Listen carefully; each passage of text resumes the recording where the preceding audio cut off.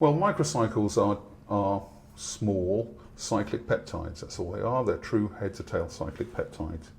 And Ali's work over the last 20 years has been working on ways of making linear peptides automatically cyclize within a cell. And at the heart of what we do, that's the technology.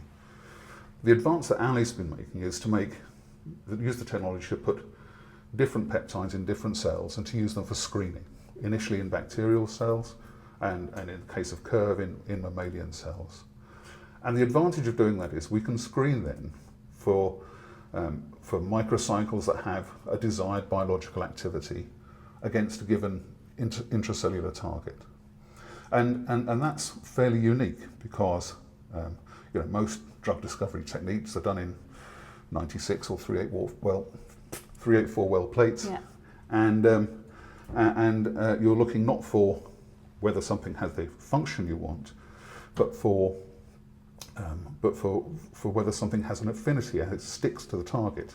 And then it's quite a convoluted process to find those high affinity binders and see if they have activity. It's not always guaranteed. So we're not worried about high affinity binding, we go straight for function. And it's a very efficient way of doing it. So some of our cells now, we're typically screening hundreds of millions, if not a billion cells at a time.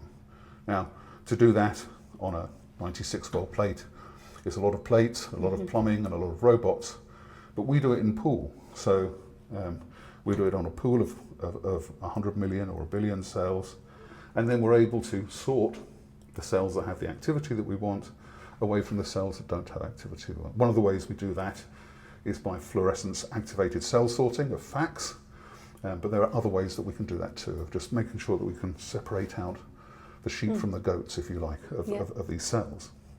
And because we have in each cell the DNA which encoded that microcycle, we can sequence those cells.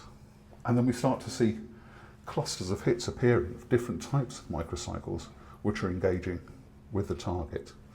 Then we can rescreen those, and each time we rescreen, we get out more and more activity. The more active ones tend to enrich more. So, and that's quite different to things that other people are doing.